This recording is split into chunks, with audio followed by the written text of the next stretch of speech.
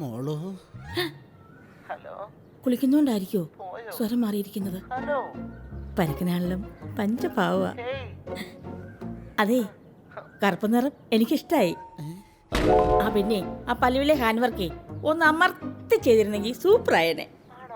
കുളിച്ചിട്ട് വാ, ഒരു സൂപ്പർ സ്ഥലം ഞാൻ ഉണ്ടാക്കി വെച്ചിട്ടുണ്ട്. ശടാ, അപ്പൊ മനസ്സിലൊരു സ്നേഹമൊക്കെ ഉണ്ടല്ലേ? ആ, ഫോണിൽ കൂടെ ഉള്ളൂന്ന് മാത്രം. കോവിലകത്ത് ഏതോ തമ്പുരാട്ടി കുട്ടിയാണെന്ന് തോന്നുന്നു. കറുത്ത നിറം, പല്ലുവിലെ ഹാൻഡ് വർക്ക്, അതായത് പല്ലു തേപ്പ്. എന്നെ ഇനി ഇതിലൂടെ കാണുന്ന വല്ല സംവിധാനം ഉണ്ടായിരിക്കുമോ? ഏയ്, ഓക്കെ മോള്, പതിവില്ലെങ്കിലും ഈ ജാക്കിനി കുളിക്കും, പല്ലും തേക്കും, ഒരു സുന്ദര കുട്ടപ്പനാവും. അപ്പോഴേ ശല്യങ്ങൾ എന്ത് കാണിച്ചോണ്ടിരിക്കണോ? ഇനി ഇവന്മാർ ചാഴിയോ ഫോൺ വിളി നടക്കത്തില്ല, പുറത്തു പോവാം. ഇവൻ ഈ നേരത്ത് കുളിക്കാൻ പോക്കോ? കോളേജിൽ കയറാതെ നീ ഇവിടെ ഒറ്റയ്ക്ക് എന്തെടുക്കുക? വെയിലത്ത് നടന്നെൻ്റെ നിറവെല്ലാം പോയി. ഇനി കുറച്ച് സൗന്ദര്യ ആരോഗ്യം വീണ്ടെടുത്തിട്ടേ ഞാൻ ക്ലാസ്സിലേക്കുള്ളൂ. എവിടെ നോക്കിയടാ? ഇവിടെ ഇരിക്കും. ഇവിടെ ഇരുന്ന് മനസ്സ് തുറന്നാൽ ഒരുത്തൻ്റെ ശല്യം ഉണ്ടാവത്തില്ല. ഈ സാരിക്ക് ബ്ലൗസ് നന്നായി ചേരുന്നുണ്ടല്ലേ? മനുഷ്യനെ പഠിപ്പിക്കുന്നു. അങ്ങോട്ട് മാറിയിരിക്കുന്നു. നോക്കുന്ന മനുഷ്യ സിനിമയിലെ അന്യം കയറിയോ? നിങ്ങളല്ലേ ഇപ്പൊ എന്നെ ഫോണിൽ വിളിച്ച് പ്രേമിക്കാൻ വന്നത്? എന്നിട്ട് ഞാൻ അടുത്തപ്പോ ഗുണ്ടായുസം കാണിക്കുന്നു. എന്റെ പട്ടി വരും, പട്ടി. മറ്റേ പാട് വെച്ചിട്ടാണല്ലോ അവിടെ ഇരിക്കണേ. അല്ലെ പിന്നെ ICU കിടക്കേണ്ടി വരും. ഫോണിൽ കൂടെ ആരോട് കുഞ്ചാക്കോ? മൊത്തത്തിലൊരു ചുറ്റിക്കളിയാണല്ലോ. കൊറിയ ഞങ്ങളും ആന്റിയാ, നിനക്ക് വല്ലതും കൊണ്ടുവരാൻ പറയണോ? കുഞ്ചാക്കോ എടുക്ക്. അപ്പൊ ഇതാരാ?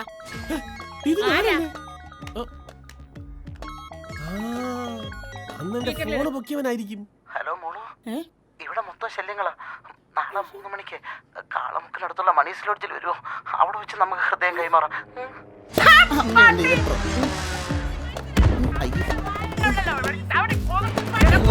ഇത് കോവിലകത്തുള്ളതല്ല, കോവളത്തെ ഏതോ കോളനിയിലുള്ളതാണെന്ന് തോന്നുന്നു. ക്രിസ്മസ് അവധി തുടങ്ങിയപ്പോൾ എങ്ങോട്ടും പോകാനില്ലായിരുന്ന ചിലർ മാത്രം ഹോസ്റ്റലിൽ ബാക്കിയായി. Merry Christmas. വെക്കേഷന് കേരളത്തിൽ വരായിരുന്ന മായയുടെ പാരൻസിന് എന്തോ പെട്ടെന്നുണ്ടായ ചില കാരണത്തിൽ വരവ് 1 മാസത്തേക്ക് നീട്ടേണ്ടി വന്നു. അതുകൊണ്ട് നേഹയുടെ വീട്ടിലായിരുന്നു മായയുടെ അവധിക്കാലം. സ്വന്തം നാട്ടിലും കുഞ്ചാക്കോയെ കഷ്ടകാലം വിടാതെ പിന്തുടർന്നു.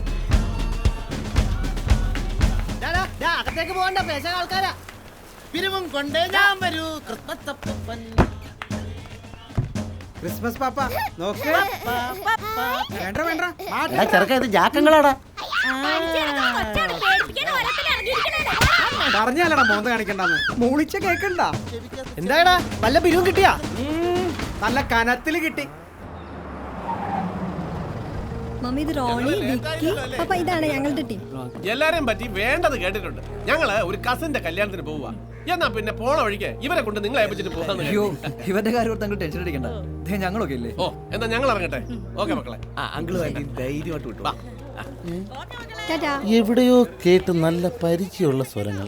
എവിടെ നിന്നായിരിക്കും? ഓർത്താ ചിലപ്പോ കിട്ടുമായിരിക്കും. ഉറങ്ങാണ്ട് ഓടിക്കുന്നല്ലേ?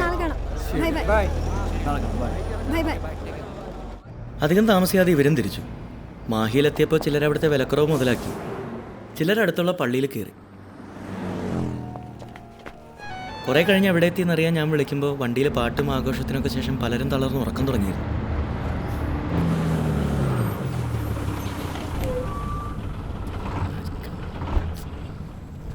കുഞ്ചാക്കോ കട്ടടിക്കുന്നേ ആ തട്ടുകടയെന്ന്. വേണമെങ്കിൽ എഴുന്നേറ്റ് വാ, പിന്നെ കുറച്ച് കഴിയുമ്പോൾ വിശക്കുന്നെന്ന് പറയും. വേണ്ട, നിങ്ങൾ പോയിക്കോ.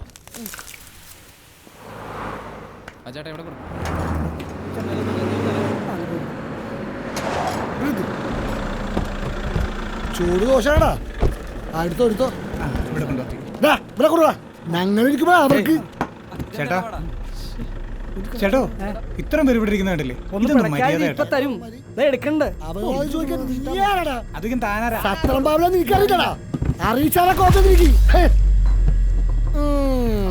മനസ്സിലായടാ? വിട്ടുപോടാ. അളിമാരെ, നമ്മുടെ മനുവായിട്ട് എടുത്ത കടയിൽ വെച്ച് ഒരു ഡബിൾ പിടിച്ചേ. മോന് പച്ചമുട്ട പുളിസ് ഇഷ്ടമാണോ? ആരും ഒരെണ്ണം കൊടുത്തേ.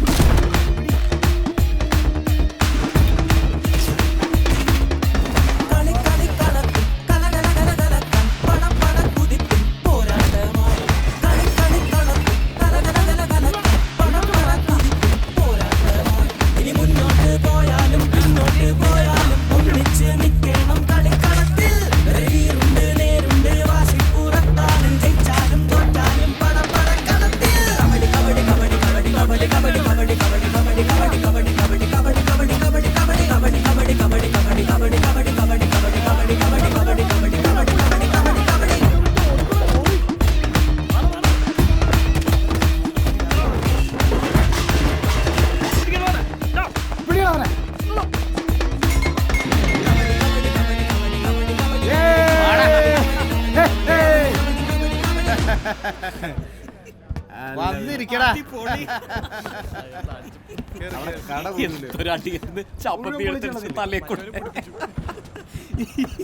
അവിടെ ഉണ്ടായിരുന്ന തട്ടുകട എന്തി കാണാൻ? അത് നമ്മുടെ മെട്രോ റെയിൽവേയുടെ ആൾക്കാർ വന്ന് പൊളിച്ചു മാറ്റി.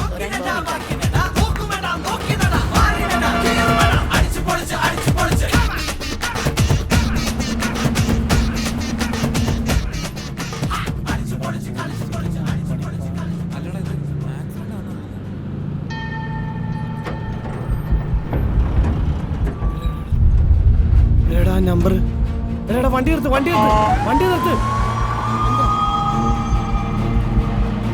ഏതോ കാറുകാരൻ വട്ടം വെച്ചാന്ന കേട്ടത്. അവൻ നിർത്താതെ പോയി. ചെറുക്കനാ പോസ്റ്റ് പോയി തലയടിച്ചിട്ടുണ്ട്.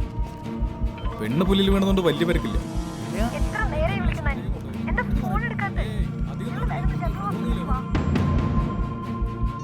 എല്ലാം അവിടെ വിളിച്ചു പറഞ്ഞ് ഏർപ്പാടാക്കിയിട്ടുണ്ട്. നിങ്ങൾ എത്തുമ്പോഴേക്കും അവിടെ എല്ലാം റെഡി ആയിരിക്കും. അതെ, വേറെ കുഴപ്പമൊന്നുമില്ലല്ലോ. ഹോസ്റ്റലിൽ കൂടുതൽ ആരോടൊന്നും പറയുന്നില്ല. നീ അവരോടൊന്നും പോകണം. ശരി.